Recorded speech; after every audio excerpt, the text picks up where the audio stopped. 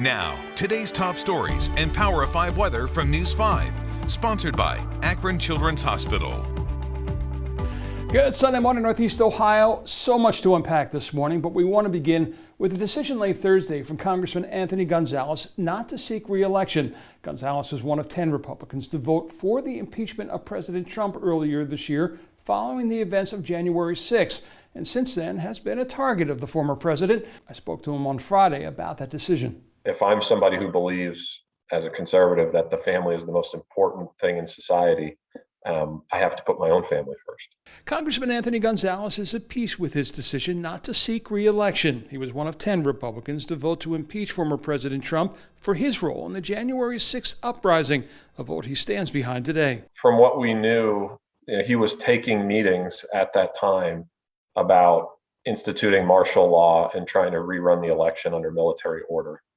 That's the sort of thing that happens in third world countries. That's not the United States of America. And so at that point, I felt like I could no longer trust him to be the commander in chief. Gonzalez talked about the toxic dynamics of the Republican Party as part of his decision not to run. He has been a constant target of the former president, who issued a statement expressing his joy at that decision. Gonzalez was also facing a primary challenge from former Trump aide Max Miller. Neither, he said, were factors in his decision. President Trump has said that he is considering possibly running again. If he does, where do you stand? I will never support him again.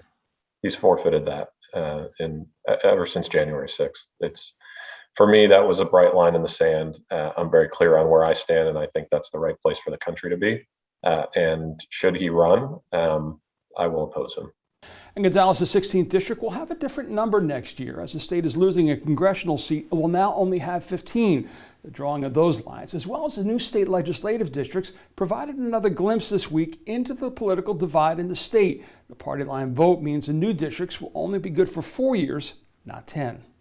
It is a sad day, but that doesn't mean that we all should give up. Catherine Thurser of Common Cause Ohio fought to get the Ohio Constitution changed a few years back to create the process that was to create fair legislative districts, something she argues did not happen. That process was to include representational fairness. Democrats argued that meant maps that would reflect the 54-46 split favoring Republicans that was reflected in the vote for statewide office over the last decade. Instead, Republicans argued they achieved that looking at the fact that Republicans won 80% of statewide races in that time. They used, shall we say, some pretty fuzzy math to explain what they were doing. The party line vote included yes votes from Republican Governor Mike DeWine and Secretary of State Frank LaRose, both acknowledging, though, this will land in the courts on constitutional grounds. What I am sure in my heart is that this committee could have come up with a bill that was much more clearly constitutional. And I'm sorry we did not do that. LaRose did not name names in admonishing those on the commission who failed to act in a bipartisan fashion with these maps, but acknowledged she will not stand for it when they likely end up with the task of drawing congressional maps in October. And when we are, this process will be different. It is not going to work this way next time. As that battle plays out in Columbus over the next several weeks, we have our own battle here in Cleveland with the first open race for Cleveland mayor in 20 years. This week, the field of 7 was whittled down to 2, Kevin Kelly and Justin Bibb. I caught up with both men following the primary. As a political newcomer, Justin Bibb took a gamble in making his first run for office be the office of Cleveland mayor. It wasn't a leap of faith, he told me, but a calculated move. Before I decided to run for mayor, John, I spent a lot of time talking to community leaders, activists, and other key stakeholders in the city. And there was a hunger and an appetite and a desire for change, and I believed that we ran a smart, thoughtful, people-driven campaign, we would be successful. Bibb believes he'll come into the city with a fresh outlook for the city, while the man he'll be facing off against, Kevin Kelly, believes he can do the same with the added bonus that comes with serving the past 15 years on the council of the city he hopes to lead. I understand very well how the legislative branch works and understand what role the mayor plays. So yes, I do believe that it has absolutely prepared me better for the job, and I'm very well prepared because of it. The two men have a month and a half to convince 85% of Cleveland voters to do something they didn't do Tuesday.